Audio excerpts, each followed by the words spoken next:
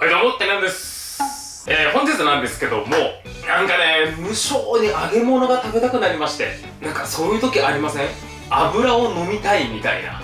ということで今回はミルフィーユカツでございます。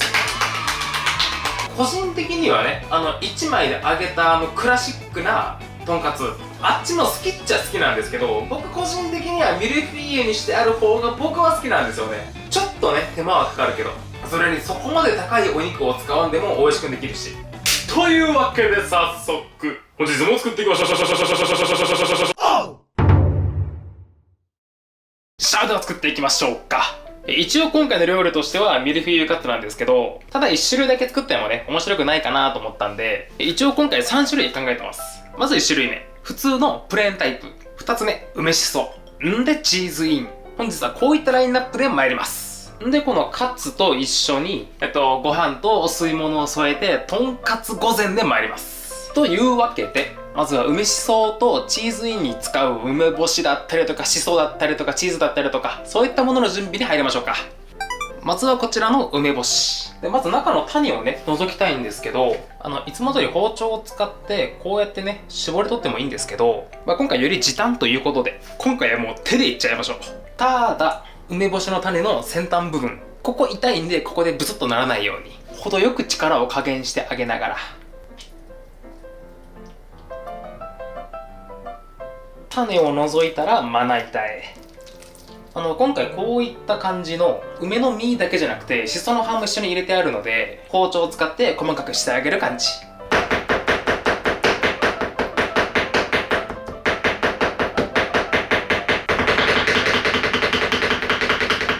しっかりとペースト状になればこれで完成。あとは出番が来るまで冷蔵庫で待機。んでこちらの余った梅干しの種は湯飲みに入れて、ちょこっととろろ昆布入れて、ここにお湯だば。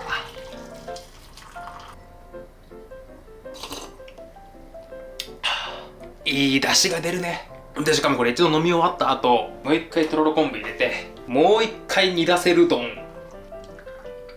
じゃあお次にこちらのしそはちょっと口に当たりやすいここの茎のところっていうか葉脈のところ、ここだけ外してあげて、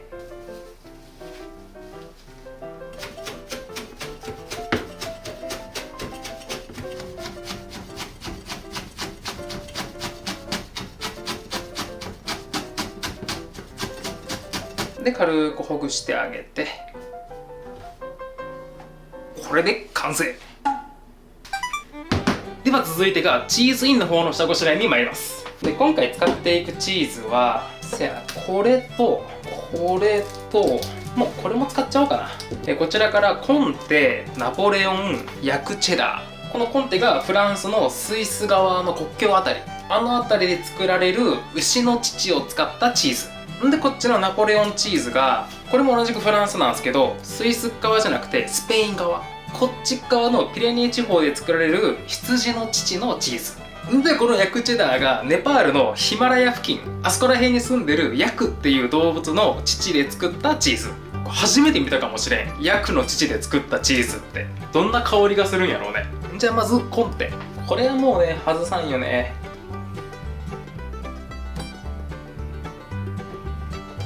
でこの包丁前に使った時に結構コメント欄でかっこいいっていうねコメントもらったんですけど、これチーズ用のナイフでこういった普通の包丁でチーズ切っちゃうとチーズがねくっついちゃうんですよ。でもこのナイフだと穴が開いてるんで、このチーズを切った後もくっつかずに快適に切れますよっていうやつ。やっぱコンテはうまいね。ほのかに香るナッツみたいな香りと、後味のシュッとシャープな酸味と、で最後に微妙に残る渋みみたいなチーズのすごくバランスがいいよねコンテって。じゃあお次がナポレオン。これはこういう感じに重ねて1個で使おうかな。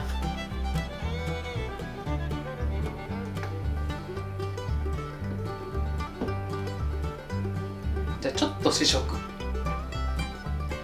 さっぱりすっきり。なんていうかね、結構酸味効いてるかも。思ってたよりも全然癖ないんですね、羊の乳って。なんかそんな激しく好みが分かれるとかそんな感じはあんまりせんね。個人的にはすごい好き。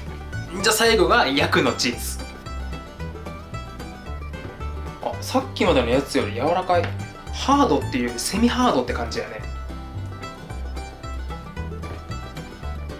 あ、もうこの段階で香りがすげえ。断面がねつぶつぶしてるんですよね。スポンジボブみたいに。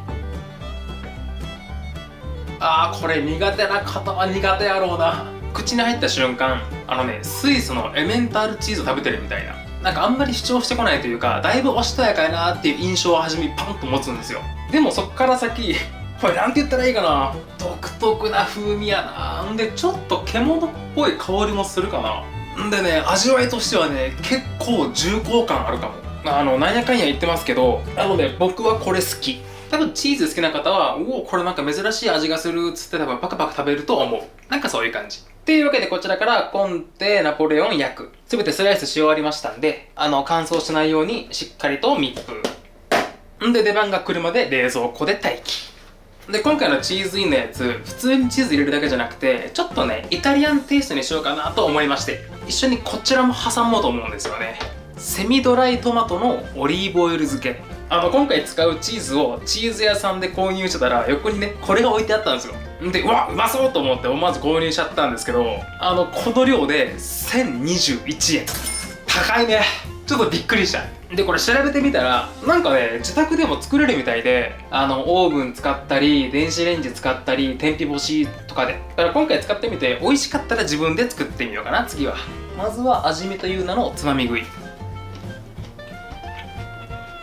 何これ、うまっ。これ自体がソースみたいなもんですね、これ。なのでもうこれ漬け込んであるオリーブオイルごとこちらの高度文明機器の中に加えまして、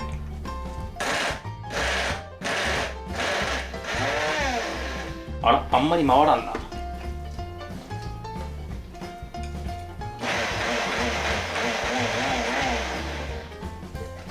結構いい感じ。じゃあちょっと味を見つつ、お好みで黒胡椒を加えたりとか、軽くお塩を加えて味整えて、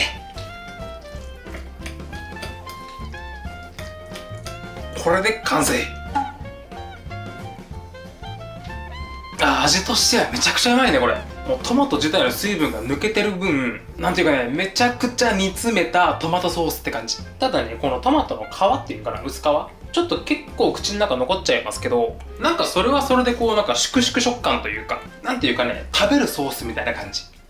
じゃあ早速この後お肉を重ねて衣をつけて揚げると、その前にもう揚げ物には必要不可欠なこのキャベツの千切りと、あとお吸い物、この2つをちゃちゃっと作っていきましょうか。ちょっとスカスカやね。まあしょうがない。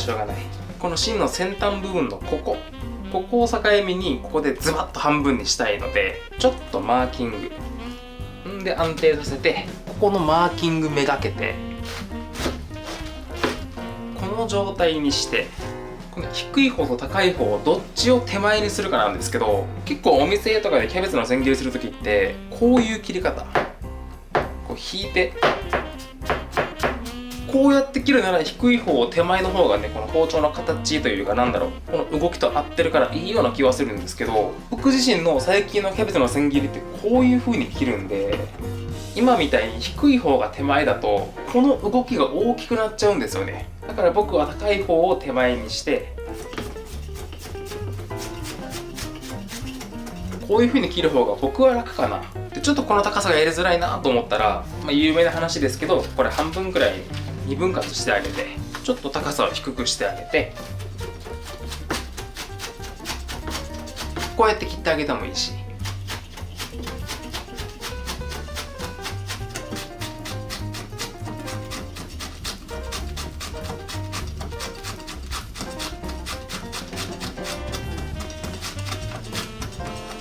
あとは冷水にさっとさらして、余分な水分をしっかりと切ればこれで完成。では続いて今回のお椀。メニューとしては、今日ねスーパーでハマグリが安かったんで、こちらのハマグリを使ってハマグリのお吸い物で、こちらも綺麗に表面は洗った状態です。たわしでゴシゴシと。で、そのお店によっても結構変わってくるんですけど、結構ね、スーパーで売られてるハマグリってもう砂出しはしてあることが多いんで、だからうちの近所のスーパーは結構砂出ししっかりとしてくれるんで、今回砂抜きとか砂出しはせずに行きます。ただ自分で潮干狩りで取ったやつとか、あと初めてそこのスーパーで買ってみたハマグリとか、そういったものは砂抜きとかはした方がいいのかなとは思いますけど、まあケースバイケースで。で、本来ハマグリのお吸い物って昆布のお出汁とハマグリのお出汁、これだけで作っていくんですよね。だからお吸い物というよりかは牛尾汁みたいな、そういった感じになるんですけど、ちょっとね、だし昆布をね買い忘れてしまいまして、私ちょっと邪道ですけど、今回かつおだしとハマグリでいきます。だから一度まずお湯を沸かしまして、完全に沸いたら火を止めて、ちょっと30秒ほど放置、ちょっと落ち着かせて95度ぐらいまで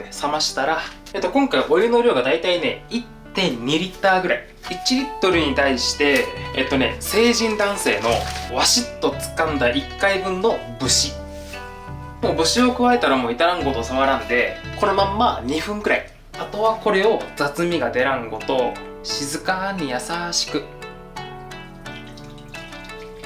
こしてあげれば、綺麗なかつおだしの完成。再びお鍋に戻してハマグリをポイ。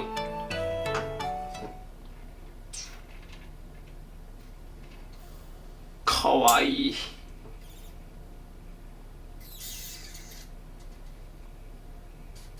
やっぱハマグリってかわいいよね。んで火にかけて、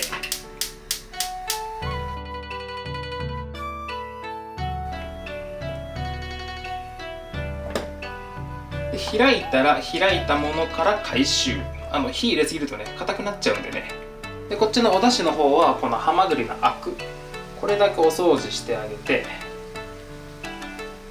でもし砂とかをねすごいケアされるんであれば、もうこの状態で一旦こしてあげれば、もう砂も全部お出汁から消えますんでね。まあ僕はいいかな。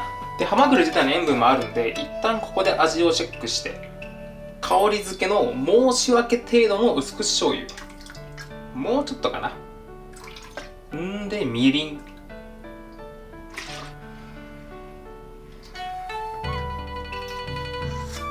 で最後お塩で塩分調整。これでハマグリのお出汁8割方完成。でこちらのハマグリの身の方は乾燥せんごと密封してあげて、こちらは冷蔵庫で待機。で食べる時にこれもう一回火にかけてあげて、でハマグリも入れてぬくめ直してあげて、最後お酒バッと一回しで完成。それではここからいよいよお待ちかねのお肉の準備に参ります。一応今回の豚肉は部位としてはロース肉、生姜焼きとかとんかつによく使われる背中側のお肉でね、薄切りのスライス肉でもいいかなと思ったんですけど、今回ねちょっと分厚めの生姜焼きサイズ。じゃあまずはどうしようかな。今回一応筋は切っとこうかな。こういったところやったり、こういったところやったり、あんまり切りすぎてもどんどん旨味がね出ていっちゃうんで、まあ最低限で3箇所くらいかな。ちなみに今こうやって筋を切ってる理由としては、こういった筋って火が通るとキューッと縮んじゃうんで、その力で豚肉がグニュンとこう曲がったりするんですよね、揚げた時に。こういったのを防ぐために今切ってます。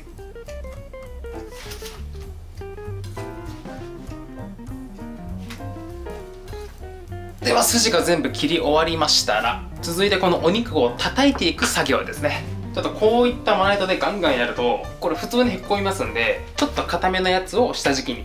でさっきの筋を切ったのがお肉の変形をさせないためで、今から叩いていくのはこの豚肉の繊維をズタボロにしてより柔らかくしてあげるっていうのと、今回使うこれなんかは結構分厚いんですよね、これ。なのでこういったものをより薄くしてあげて、今回のミルフィーユカツとして使いやすくするためでね、今回プレーンと梅しその叩き方と、チーズインの方の叩き方ちょっと変えます。まず普通のプレーンと梅しその方で言うと、もう全体まんべんなくこういったミートテンダーとかで叩いてあげるだけで、次にチーズインの方は中心のこの辺り、ここら辺だけを叩いてあげるだけ。これなんでかっていうと、ほら今回チーズイン、ここにチーズのブロックが入るんで、出来上がった時に中心がボコッと膨らんじゃうんですよ、チーズの傘の分だけ。やけんこのチーズが入ることによる変形をできるだけ小さくするために、より形を良くするために今回真ん中だけへっこましてます。ちょっと細かいけどね。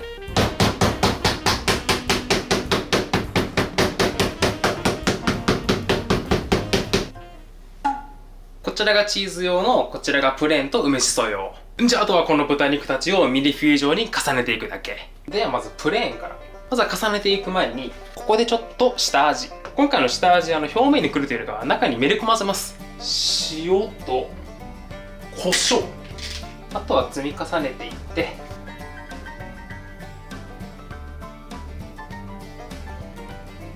ラスト1枚持ってくる前に、こちら側の面にもお塩と胡椒。で、今回下味は結構抑えめでいいと思います。なんでかっていう理由はまた後ほど。ちょっと分厚すぎるかな。まあいいか、食べ応えが出て。とりあえずこれでプレーンタイプ完成。じゃあ続いて梅しそ。はい、梅。しそ。肉。肉、梅、しそ、肉、梅、しそ、肉。あとはこれをペンペンしてあげれば完成。今回たっぷり梅を使うんで、もう下味はいらないかなと思います。じゃあ続いてチーズイン。お肉にセミドライトマトペースト。で、一旦これは塞いで、そしたらもう一度セミドライトマトペースト。で、チーズ。さらにペースト。あとはここにお好みでフレッシュバジルの葉っぱなんか散りばめて。あー、いい香り。もうバジルがお好きっていう方はもうモリンモリに盛っちゃってください。で、これをまた塞いで、本当はあともう2段ぐらいいきたいけど、ちょっと肉が足りんくなりそう。だからやっぱほら、真ん中だけ叩いたんで、チーズ入れても結構フラッとしてやったりですね。これでみんな無事ミルフィーユになりました。プレーン、梅しそ、チーズ。では今からこれらのレッツ衣付け。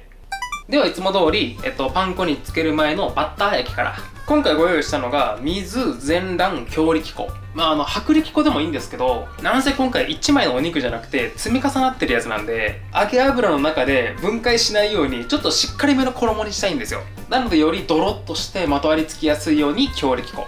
で、今回の分量が、こちらから 500cc10 個 500g。卵1個の殻の中身って M サイズでだいたい 50g ぐらいなんで、 50g×10 個で 500g。 つまり全部同量ですね。じゃあまずお水と卵で強力粉で、別に天ぷらを作るわけじゃないんで、しっかりとダマが残らないように。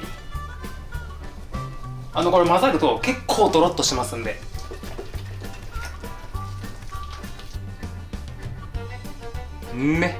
じゃあお次がパン粉。いつもはね、食パンから生パン粉を作るんですけど、今日はカリカリのやつで。と言いますのも、今回はここに粉チーズを織り交ぜたい。そうなんですよ。だから今回下味はちょっと抑えめにしてあるんですよ。で、今回のこの粉チーズ、イタリアのパルミジャーノレッジャーノ、もうすりおろすタイプのチーズといえばっていう王道のチーズ、あれではなくて、今回のはペコリーノロマーノっていう羊の乳の超ハードタイプのチーズ。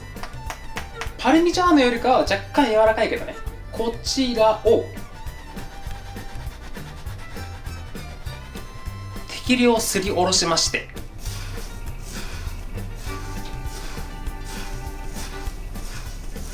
ほんのりとチーズの塩っ気が入って、でもってすごく香りのいいパン粉になりましたね。このまんま食べても普通に美味しい。じゃあまずバッター液。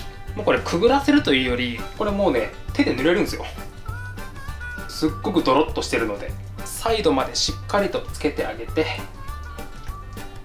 これをパン粉の中にポイで、上からパン粉をかけてあげて、このたっぷりのパン粉でパン粉をつける感じ。パン粉でパン粉を押すみたいな。こうやってたっぷりのパン粉でつけてあげると衣が立つんですよね。はい、バッター液、パン粉、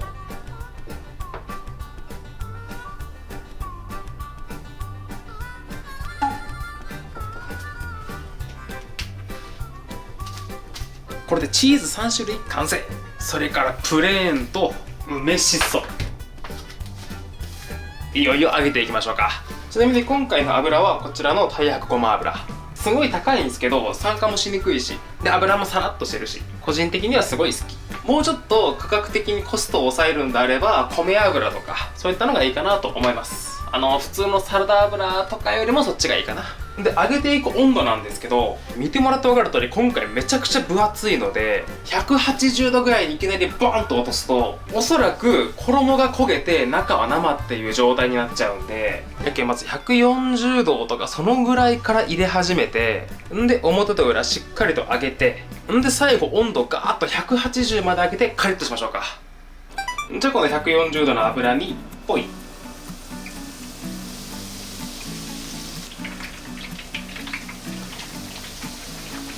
ちょっと2個は欲張ったかな。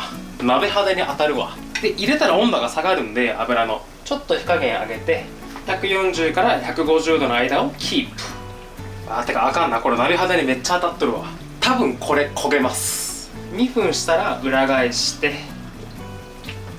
反対側で1分半経ったんで、火加減上げて180度を目指す。2度揚げしたらええやんと思われるかもしれないんですけど、なんか2度揚げすると油バッチバチ跳ねません？ 2 回目僕あれちょっと嫌なんですよね。そしたら衣がきつね色になった頃合いで先端を油にちょん、最後パッパ。一応こういった揚げ終わり。カリッと仕上がりましたね。じゃあこちらの梅しそとあとチーズ、そちらの2つもじっくり揚げていきましょう。そんならば盛り付けに入っていきましょうか。こちらのお皿に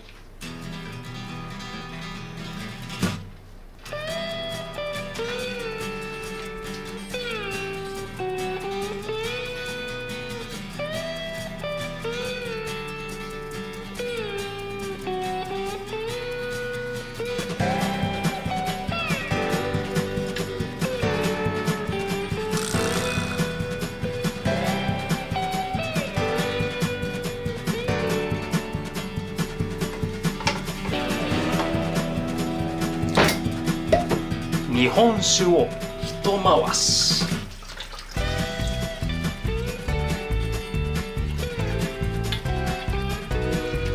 本当は三つ葉を散らしたいんですけど、今日はそれがないので大葉、あとはお茶碗添えて、はい、これでとんかつ御膳の出来上がりです。では実食編へゴー。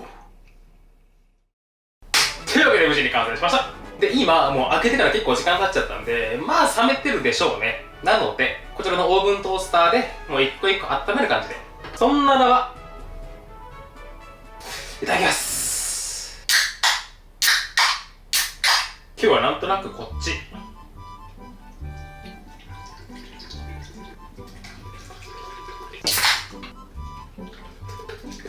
すげえ4本入って、これ多分全部で3リッターぐらいは入るんやろうね。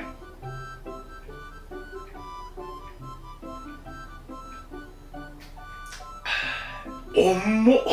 そんならば食べていきましょう。まずは初手安定のお口の潤い。めっちゃいい香りする。やっぱハマグリの出汁すごいね。ただやっぱね、カツオ出汁じゃなかったな。で、シソもいらんかったな。普通にお湯沸かしてそこにハマグリポンポンポーンって、もうそれだけでもよかったかもしれないね。ハマグリの良さをちょっとね邪魔しちゃってる感じがあるね。もったいないことしちゃった。でもうまいわ。じゃあお次が身。てか意外とでも身は詰まってましたね。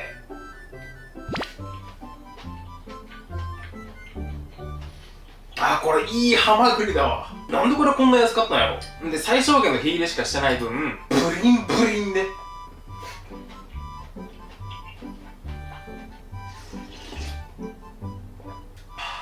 ごめん、ちょっと先にご飯食べるわ。で、今回余った梅のたたき、これをご飯にのせて、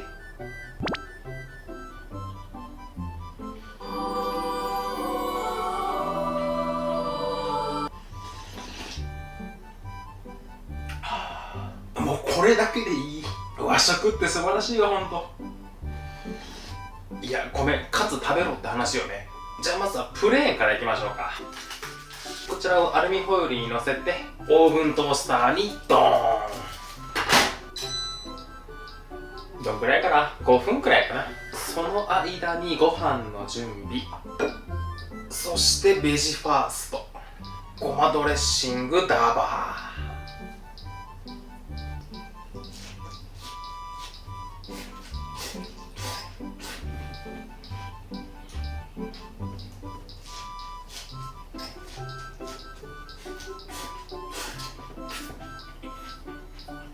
やっぱちゃんと作るとキャベツの千切りって美味しいね。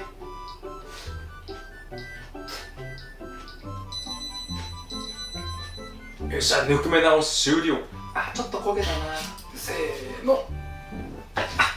この隙に梅しそも。よいしょ。じゃあいきますか。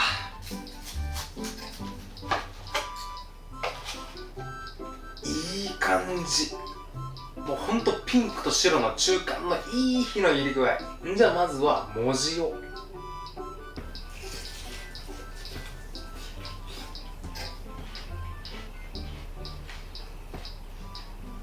あ、うめっ。あかん、これマジでうまいやつや。ちょっと黙っていい？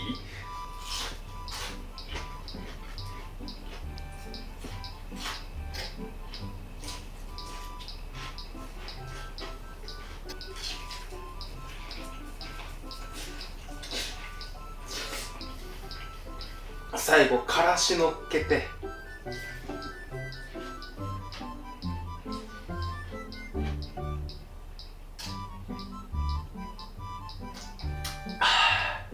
最高。あ、これはうまいわ、ほんと。プレーンでこれやろ。僕どうなっちゃうんだろ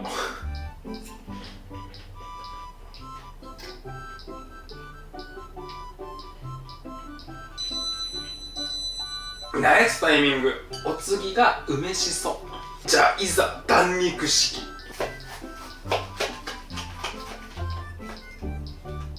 すごいよ、肉汁こぼれまくり。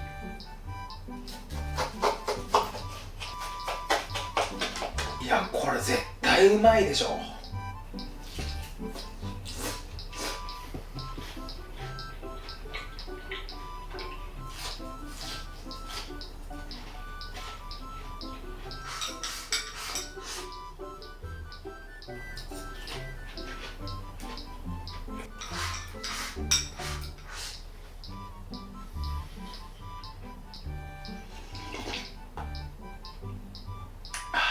優勝。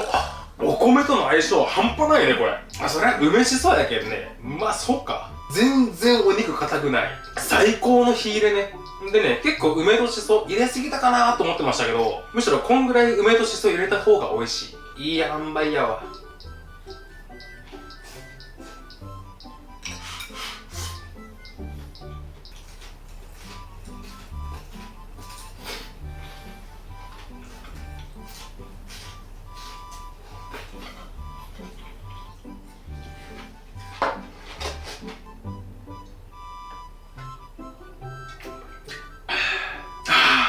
いや、食事って楽しいね。よいしょ。じゃあ続いて温めるのは、はい、コンテ。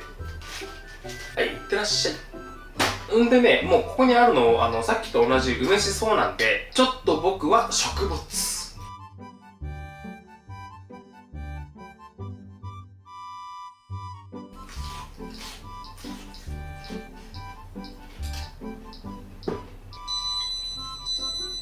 ならばいざ尋常に。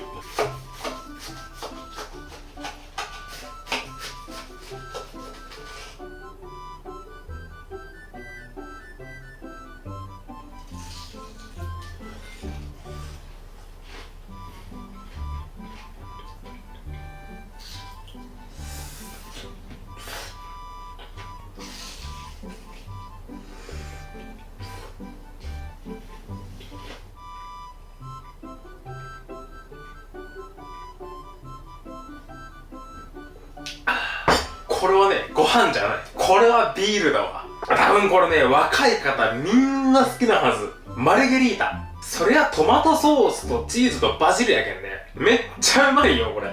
セミドライトマトのオリーブオイル漬け。もうこれだけでいいね。もう変にトマト缶を煮詰めるとかそういう作業いらんわ。んで、やっぱり、とろけるチーズとか、ああいったプロセスチーズ。加工されたチーズ。あれと違って今回ナチュラルチーズで作ってるんで、チーズがちゃんと主役に来てるね。チーズの香り、チーズの塩っ気、そういったものをちゃんと感じるね。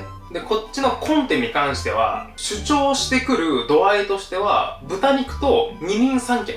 そんなに私だけっていう感じはしないね。で、こっちのチーズインの方に関しては、からしとかマヨネーズとか、マヨネーズ全然減ってねえ。まあいいや、とりあえずこっちのチーズインに関しては、こういったものではなく、マスタード。しかもこれ、リンゴが入ったマスタード。これはうまかろうや。わ、これうまっ。マスタード風味のリンゴジャム。んじゃ、このマスタードをべっしょりつけて、ここんとこを。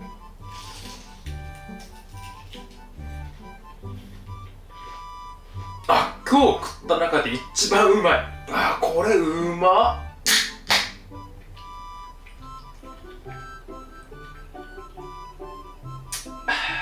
っ。じゃあ次のも温めよこ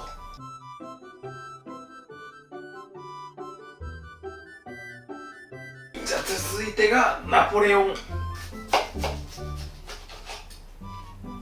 そんなにトローンとはしないんですね。いや、トローンとするわ。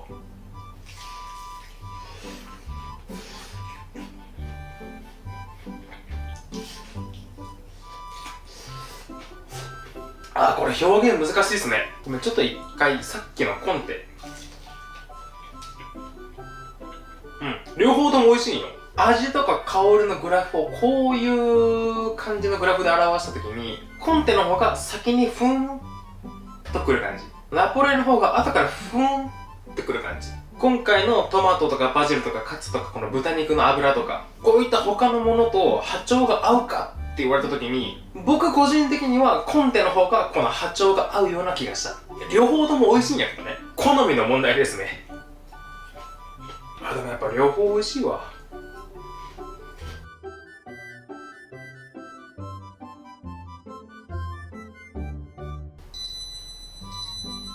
じゃあ続いてがヤクのチーズのチーズイン。全然香りが違う。うわ、これは楽しみやわ。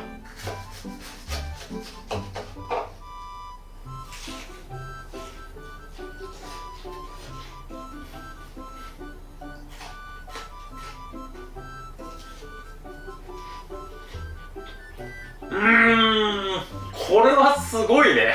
強い。いや、僕チーズすごい好きなんで、なんなら青カビ系のブルーチーズ、ああいうのもすごい好きなんで、僕はすっごいこれ美味しいなって感じるんですよ。でもね、そこまでチーズ耐性がない方からしたら、ちょっとこれ強すぎるかもしれん。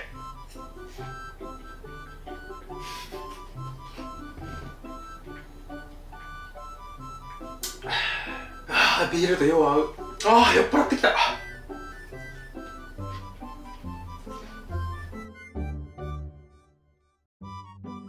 てかね、思ったんやけど、僕さ、全然ソース使ってないよね。なんていうか、ソースを使わなくても、もう十分美味しいとんかつだったっていう感じかな。ミルフィーユカツすごいな。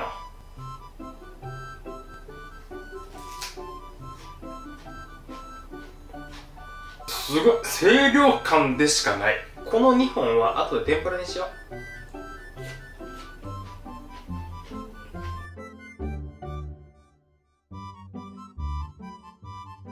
じゃあ最後、お待ちかねの締めと参りましょうか。そうです、カツ丼にしましょう。せーの。というわけで、今こちらにカツオだし、こちらの昆布だし4に対して濃い口醤油1、みりん1、酒1で、今回玉ねぎも長ネギも三つ葉もなんもないんですけど、もうこの割り下とカツだけのとんかつ。じゃあ沸いてきましたら、カツのプレーンのやつ、これを並べて、まずは卵1個分。しっかりと卵が固まったら2つ目の卵。これを半熟ドゥルドゥルっていう食感を生み出すための卵。もう入れたら火を切ってゆっくり蒸らすようにして火を入れて30秒弱で蓋を開けて、この状態でまずは一旦これをギュンとしてそこの接着を外して、でこれを白米にスライド。で最後の締めのお酒はいただき物の神経かな、神の恵みと書いて。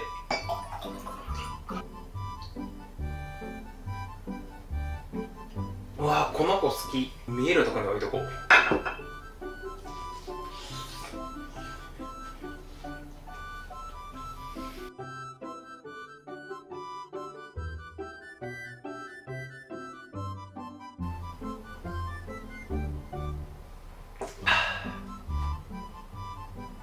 ごちそうさまでした。うわーうまかったね。酔った酔った。で今回このミルフィーユカツを作ってみましたけど、いやー梅しそうまかったね。多分一般的な梅しそを練り込んだタイプのそのミルフィーユカツ、あれと比べると多分2倍から3倍ぐらい梅とかしそが入ってるんですよ。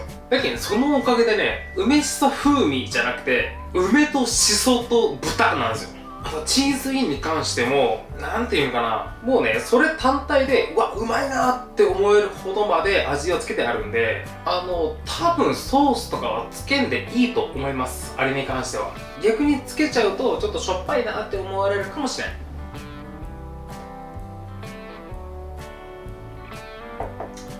やっぱりよし。